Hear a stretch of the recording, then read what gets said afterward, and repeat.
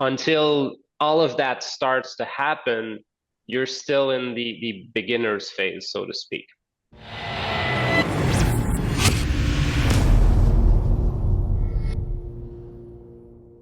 So the Jade inscription of Qi movement. It's a very old piece of jade that dates of the third or fourth century BC.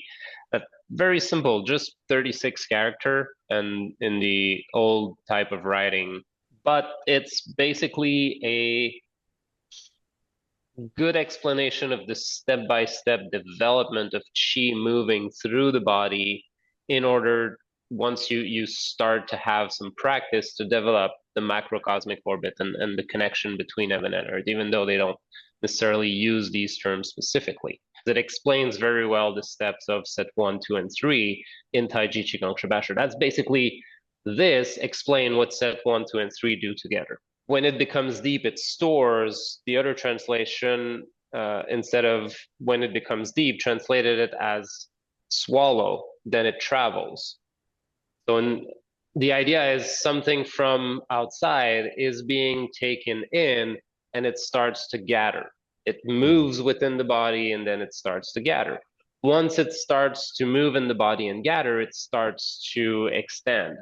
It builds up outward. So we want things to first go in, start to fill up the center so it starts to go out. So set 1 allows us to move the qi in our body, to develop our ability to connect with the environment and kind of refill ourselves up.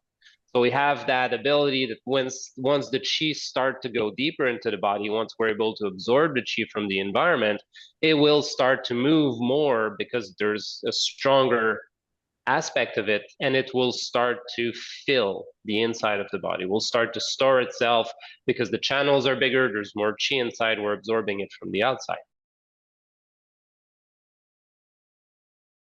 The way qi, in a sense, we could say, relates to when it's stored, it extends, or when it's traveling, when it's moving into the body, it starts to extend.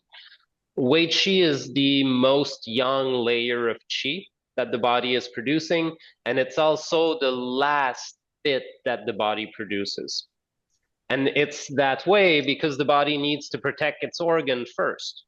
Your vital organs are the most important. They're the one who receive the most Qi. Once they're filled and they're overflowing, then the Qi start to extend. So from a Chinese medicine perspective, the yin organ, your heart, your lungs, your liver, your spleen, your kidneys are the first one to not only build the qi, but also maintain a certain level of qi. Once they're full, then they overflow into the viscera that are the stomach, the two intestine, the bladder, the gallbladder. Once these extra or young organs are full, then the qi overflow into the channels, which start to move then through the body to the different tissue. And ultimately, at the end, the Wei Qi is the last layer that is built. That's why as soon as we're tired, the outside environment can affect us a lot more. If we're full of energy, you can be outside in a rainstorm or in the cold, you have good energy, you're good, you feel warm, you're not catching a cold. As soon as you're tired, the energy goes more inside, so that protective layer on the surface is not strong enough, and the cold will penetrate more easily, or the heat or the dampness, and you get sick more easily. Chinese medicine looks at the functioning of qi within the body from a normal day-to-day standpoint for health maintenance. So it looks at when it's starting to go towards the weaker side and disease start to show, and how can we maintain the body to be strong enough so you don't get sick. Cultivation starts from that point where, okay, you're already healthy enough. Well, there's ways to make you healthy again if you were sick, but once you're healthy enough, then what are the next steps to make you a super athlete? So it's the same, in sports. If you're unhealthy, you can be an athlete. It's not gonna work because it's gonna demand too much of your body. So let's make you good and healthy, and then from there, if you want to be an athlete, there's other steps to do. And that's what this text is about, is really to build and go deeper into athleticism of qi, so to speak. That first step of building the Wei Qi goes to when it stores, it extends, or once the Qi is traveling into the body, it's more yang, it starts to extend. When it starts to extend, it fills up the Wei Qi bubble around you, it goes downward. So, and the other one extending, it starts to descend. That's the relationship between set one and set two. Set one builds yourself and your bubble so that the young bubble that you're in is strong enough to connect with the earth and influence the earth so it starts to move upward, which is the next part of that text, explaining the process to have enough for the earth to go up. When it goes downward, it becomes stable. Descending, it stabilizes. So that's the notion of also where the Shen, the mind, needs to drop in order to become stable. When it is stable, it becomes strong. So we need that stability, that quietness to feel a certain level of strength building up.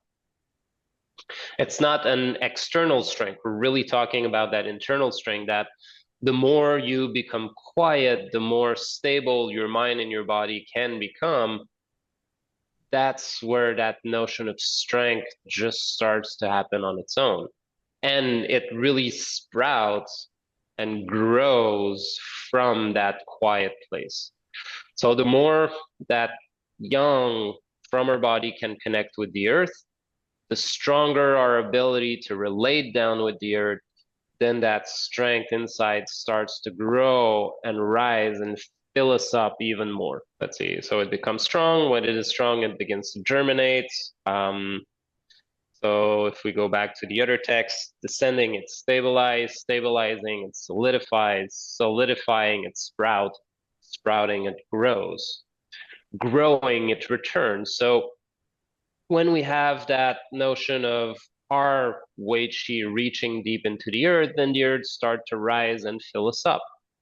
And as it fills us up, it returns deep into the body. It goes back to the original movement of absorbing. There's a notion that there's also a certain buoyancy that you can start to feel. So the qi, the yin from the earth that's rising gives us a supportive sensation, and we can reabsorb it and nourish. So that returning, we've expanded our qi, we dropped it into the earth, and now it's returning inside to nourish with all that strength and build up that we've played with. Returning, it is heaven. As the qi return and fills us up, how does it say in the other? When it retreats, it's become heaven. So because we build up and the qi returns in the body and kind of fills us up, that connection with heaven becomes even stronger. So we have that notion that the more yin we can become, we used our energy, we connect to the earth, it fills us up. Now we're just resting in that state. We're becoming a magnet for heaven. Heaven is now filling us up more and more. And that's where set three comes in. That's the relationship between set two and set three. I use set two to connect better with the earth and feel the earth filling me up. Now that I'm filled up, I can just absorb heaven. Before I'm connected with the earth, I'm too much in my head. I'm myself a little too agitated. It's like two magnets on the same pole. They're repelling each other. Of course, heaven is always more young than we are, so there's a little of that downward movement happening, but it's limited. Once I've used that to connect with the earth and the earth fills me up, then I become a much stronger magnet for that downward heaven coming through. This to me explains very well also, and it reinforces my perception that doing set 1, 2, and 3 is really the base of Taiji Qigong Shibashi as a system and helps build that. In a sense, I would say this explanation explains the basic level of Qigong. Until all of that starts to happen, you're still in the beginner's phase, so to speak.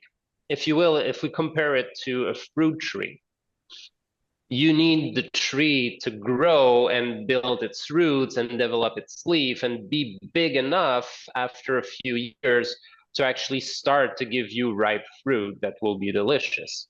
It may give you some fruit earlier, but they won't be quite as sweet. They won't have all the juice. They won't have everything because the tree itself is not strong enough.